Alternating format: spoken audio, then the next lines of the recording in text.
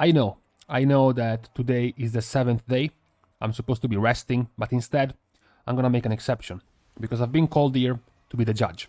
I have come here to judge all these different political parties and their idea on what should be the best meta for this game. When it comes to PVE, whether you're raiding, whether you are doing Mythic Plus, if you're a tank, if you're a healer, if you're a DPS, you have an idea that you are convinced on, which is the best way to balance the state of the game. You hear the slogans of these political parties everywhere. Whenever there is a balance change, a balance tuning, hotfixes, there is always someone with a different idea in mind. So now you have been called here to answer, and you won't get away with a cheap cop-out answer either. You won't get to act like you're in a Miss Universe competition, you are being handled the microphone live on stage, and you start getting teary-eyed, and you go, "My dreams are for world hunger to end and to stop all wars." You won't get away with that here. You won't get to answer that you wish for all specs to be balanced and all specs to be equal, because you know that this is not going to happen. You have to be a little bit more cynical than that. So rather than giving the usual pissed off answer at Blizzard, now you and your political party lobbying for the changes you want to see are going to be called at the stand to answer and give us a solution on these problems, these issues. The first category on schedule is going to be tanks. There are two political parties lobbying for the best and ideal way of tanking. On one side, you have the conservatives, you have the boomers, you have the ones that want the tank to be a monolith, a slow, lumbering chunk of iron, indestructible, standing still, taking all the brunt of the damage face on, because that's what a tank is supposed to do. Then you have the other side, the liberal, radical zoomers, the ones that think that kiting is increasing the difficulty and the skill level of tanking, raising the skill ceiling, distinguishing the bad tanks from the good tanks. These two political parties are in clear clash against each other, and there needs to be a common ground where an answer needs to be found. So the question that the conservative side of tanking, the immobile side of tanking, has been called to answer is, if tanking were to be a very stationary type of role, a lot of the difficulty obviously would go away. If you remove the kiting, if you remove other tasks, other duties that DPSers and healers often have to do, then tanking would be too simple of a role. We would be going back all the way to vanilla, to Burning Crusade, where tanking was really just a couple of buttons and not much else to do. Obviously, we can all agree, despite the differences in these two views, that the game is much too modern to be this simple. There needs to be some more difficulty added to the game. So the question for this type of point of view is, should then an immobile tank have a much harder rotation? Since you don't have to worry about anything else, and you're supposed to be able to tank things face on, should then the distinguishing point between a good tank and a bad tank, whether or not they can perfectly apply their rotation? Obviously, right now, if tanks work this way, a Brewmaster Monk would be able to simply stand still, press Purifying Brew and Celestial Brew when their traffic stoplight minigame goes from yellow to red, and that's it. That's a little bit too simple.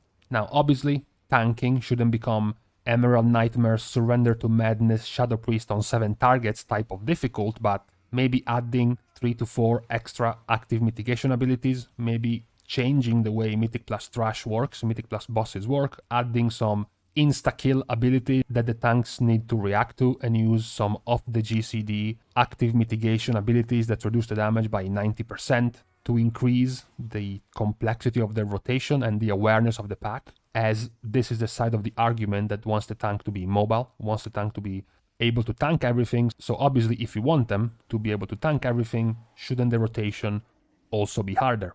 Now, on the other side, for the radicals, for the kiting supporters, you can't help but notice that all of the highest charges in this political party have their name colored in purple.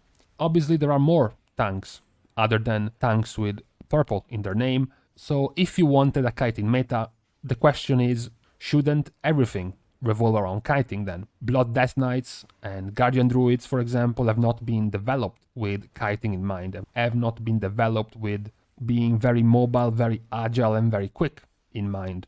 Meaning, the moment you standardized kiting as the way to function for a tank, shouldn't you redesign a spec like Blood Death Knight to function in a meta for kiting?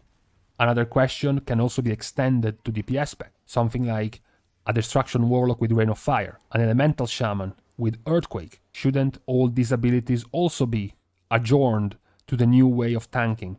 And lastly, as a question for this party to answer, to their potential voters, cooldowns. There is an entire video made by yours truly, your judge, about the current kiting meta. And in that video, it is highlighted one of the reasons why Vengeance Demon Hunter is so functioning in this meta is the fact that they have very short cooldowns, usable in pack to pack to pack, back to back to back.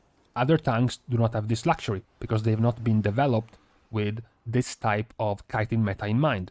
Obviously, neither did Demon Hunter, it just so happened to be very well in this meta, but specs with much longer cooldowns don't work as well in this type of meta. So again, the question for this political party should be, the moment you standardize, the moment you normalize kiting as the widespread best way and usual way of tanking, shouldn't you also normalize the cooldown of all tanks to make them viable in this type of meta? So these should be the questions for these two parties that they need to answer and fully implement in their political campaign to gather voters, to gather followers for their ideas. Now, the other debate going on is going to be the healer one.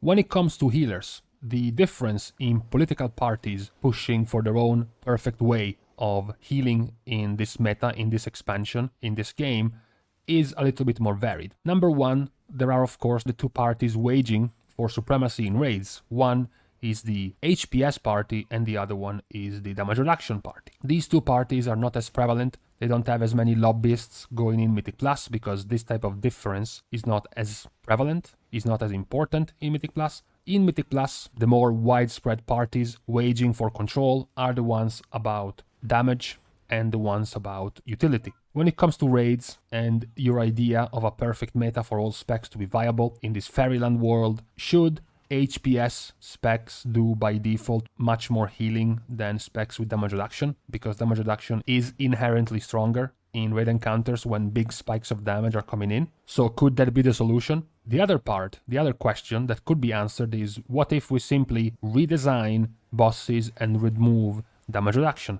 Damage reduction has proven to be quite hard to balance. It has been proven quite tricky, so why don't we just get rid of it? After all, Aura Mastery is just one button, Spirit Link Totem is just one button, and Power Word Barrier is just one button. What if we just get rid of them? Turn them into flat healing and just call it a day. This way you would have all healer specs on a similar level. And this is the main question that is regarding raids. When you go to Mythic Plus, the question is different. Having raid-wide super powerful damage reduction is not as important because you're only doing Mythic Plus in a single party with 5 people. And because you're just 5, things like having damage becomes very important even for a healer. And then of course utility, things that can affect mobs in a dungeon more so than bosses in a raid. So the question at that point is going to be, how much value should we put on utility and damage for healers in Mythic Plus? Because of course, if you look at the difference in utility between a Restoration Druid and a Holy Priest, it is jarring, it is quite embarrassing. It becomes even more tragic if the Resto Druid also has more damage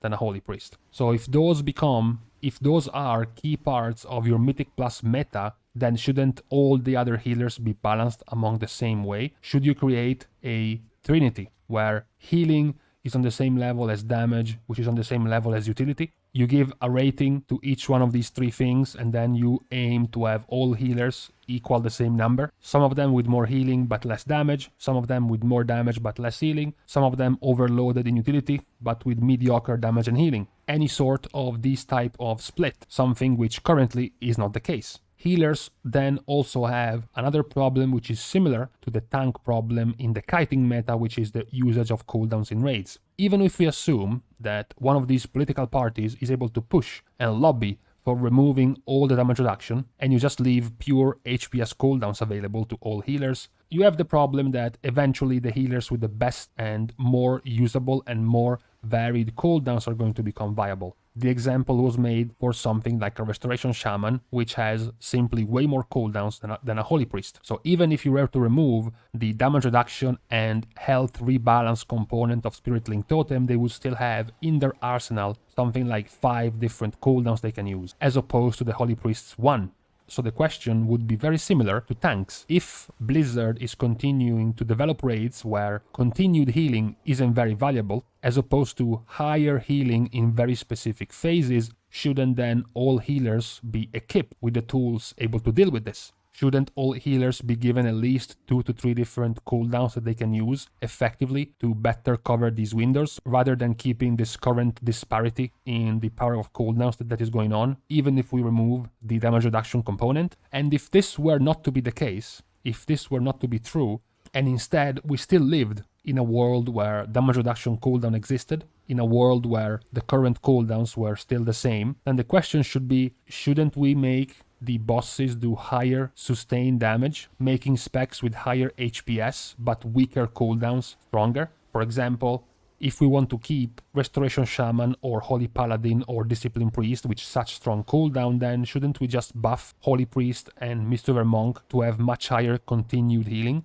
and at the same time buff the raid bosses to have much higher continuous damage? This way, the healing done outside of the big cooldowns would become more important, meaning Holy Priest and Mistweaver Monk would also become more important. Those are the questions that these political parties need to answer if they wish to gain any new potential voters for their plan of a perfect meta. Now, the biggest chunk of the voter base, of course, is hanging in the balance of the DPS debate. DPS has always been the biggest part of a candidate's chances of winning the elections. DPS has been considered by the experts and historians that studied the meta evolution of World of Warcraft as a clusterfuck. Opinions and ideas on how to fix the world of the DPS have always been ranging from wildly different opinions. However, over time, especially with the evolution of WoW towards a more modern version, starting with the introduction of Mythic Plus, splitting clearly the endgame activities between raids and Mythic Plus, 20 and 5 players, one of the bigger points of contention that is going to draw the most amount of voters is the DPS burst. What should be done with burst damage? What should be done with big numbers that make PP hard, is the question. Unlike tanks and healers, this is a question that has encompassed political parties in both the raid and the Mythic Plus environment, because burst is of course universal. Burst is going to be important for a boss on Tyrannical, burst is going to be important when you pull very dangerous trash mobs in Mythic Plus, and is going to be very important when a very high priority target comes up in a raid encounter, or maybe even a specific boss phase that you want to end as quickly as possible. The solution for this problem that all of the candidates of the respective political parties have thrown out are varied. One of the answers, one of the possible solutions is of course to simply give out more burst. All of the specs that currently don't have that much burst could be simply brought closer to balancedness by giving them more burst. Currently, specs like Assassination Rogue, Beast Mastery Hunter, Fury and Arms Warrior, Elemental Shaman, Frost Mage are not equipped with very powerful bursts, so why not just give them some?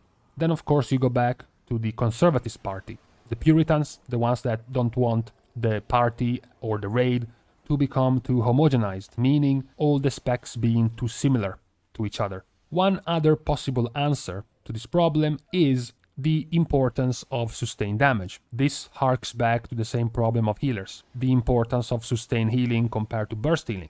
Because the current issue is that whenever there is a boss fight where a particular phase is going to be more important than another one, burst damage is always going to beat out sustained damage.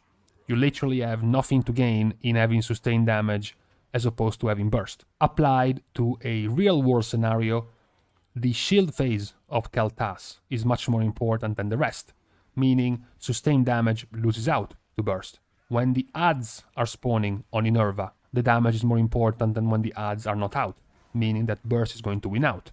You have more than one instance in Council of Blood for the attendant to the last boss, Niklaus, that you want to burst down because you're trying to cheese the gargoyle adds. That is when burst is going to be more important. Sludgefist has an entire phase where he's taking double damage, meaning that burst is going to be more important than sustained damage. So one party is trying to lobby for this solution. If you always can gain something from having burst damage because certain encounters are going to require you to have burst, just like pretty much every single Mythic Plus run is going to benefit from having burst, then shouldn't the solution be to give specs with sustained damage but no burst higher overall damage? If a spec with burst has a damage value of 10, then shouldn't we give a spec with sustained damage a value of 13? Because we already know that the spec with burst is going to gain more value from the damage profile, which requires burst. So the 13 damage value of a sustained spec is going to stay 13 because they don't have an encounter which fits the damage profile that they have. Meanwhile, a burst spec with a damage value of 10 is going to increase its effectiveness to 13 or maybe even 14 because their burst is going to be much more relevant. In the current situation, all specs are weighed equally. A sustained damage spec has a value of 10, a burst damage spec has a value of 10. Every single time there is burst required, the burst spec is going to have more value. So this could be one of the possible solutions. Simply increase the continued overall damage of the specs with no burst. Lastly, and this is a more fringe hipster party, they are not gaining many voters, specifically within Blizzard. They don't see this party very favorably. Could be one of the answers to simply remove or heavily reduce the importance of burst damage in encounters in Mythic Plus. Reducing the amount of super extra important adds that need to die in 7 seconds type of mechanics. Obviously, this is going to reduce the difficulty of the fight, it's going to reduce and minimize the amount of skill expression you can have, like knowing when to use your cooldown, using teamwork and cooperation to split and organize the cooldowns of the entire raid, pool your resources, and similar other things you have to do to maximize the damage in those very few seconds. So this is not a party line that seems to be successful, very likely. And with the DPS debate looked after, we have gone over all of the current issues in Parliament. You have listened to your candidates, to the possible solutions for the perfect meta in PvE. However, for a second, we have to move over to Congress, because in Congress there is a different debate. There are two different parties, independent parties, that have been waging for the influence on a decision that is going to impact all the roles, all the specs, not just tanks or healers or DPS. These two parties are the party that wants all of the raid buffs and raid debuffs removed from the game versus the party that wants more raid buffs and raid debuffs put on all the classes, so everyone has the chance or the option to bring something to the raid. This problem wasn't very pressing to all these politicians since BFA. In BFA, this was mostly an issue regarding Mythic Plus. Do you want a magical damage group? So you want a Demon Hunter for the magical damage debuff, and maybe you want a mage for Arcane Intellect, or maybe you want to go for a physical damage group. So you're bringing a monk for the debuff and a warrior for Battle Shout. But in raids, it was not too much of an issue. So why has this problem become so pressing for these political parties? Why do they think they can gain so many voters if they campaign for these type of changes? Well, because in Shadowlands, specs that were previously popular, previously strong, and therefore brought to a raid because of their power, not because of their buffs or debuffs, were specs like Havoc Demon Hunter, Arms Warrior, Fury Warrior, Mistletoe Monk, and Windwalker Monk. All of these specs, except for Windwalker, are doing very poorly right now. And the only spec that is doing well, Windwalker, is a rather hipster, niche, and unpopular spec. Meaning that when your raid leader plays the checklist game of bringing all the available raid buffs and raid debuffs in the group, after they eliminate Arms and Fury and Havoc and Mistweaver, Protection Warrior and Vengeance Demon Hunter and Brewmaster Monk start looking like the only viable options for tanking. And this is, of course, inherently damaging Protection Paladin, Guardian Druid, and Blood Death Knight, which cannot bring anything similar to the raid. So both parties, surprisingly, agree that this is an issue. But their way to fix this is different. One of them simply wants all of these types of raid buffs removed. None of them is going to bring anything similar in importance, so that all of the specs and classes start on an even footing. Some extra motions can be made on adding maybe a cooldown that can function as a powerful ability like Anti-Magic Zone of a Blood Death Knight. Maybe Demon Hunters can have a cooldown that increases the magical damage taken by 5% for a few seconds. Similar for the physical damage taken of a monk, or the Battle Shout as an actual cooldown rather than a stationary buff, but not a persisting buff that is going to be always required for raids. The other side is taking the completely opposite approach. They do agree it's a problem, but on the other hand, they want things like Mark of the Wild back. They want things like powerful blessings back. Maybe raid-wide powerful totems back, like giving shamans a raid cooldown in Sky Fury Totem, for example.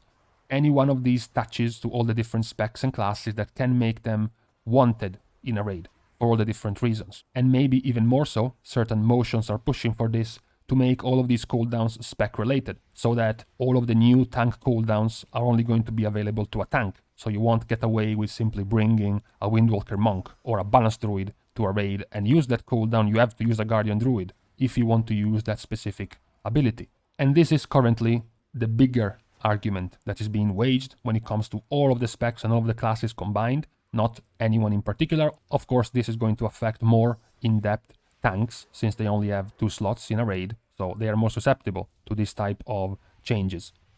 These are all the questions that need to be answered for you to come with a proper idea of what do you want as a perfect meta in the PvE environment of this game. In the next video, your answers about this are going to be analyzed, as well as we are going over what is my version of the perfect meta and what I think the best solution to fixing all of this and creating this meta paradise where everyone can be happy and live in harmony. So, get together, retreat to your headquarters, give out your party lines to your candidates, and then communicate them to me. And we will see which one of the parties is getting out with the best answers. See you guys soon, and in the meantime, start drafting your official responses.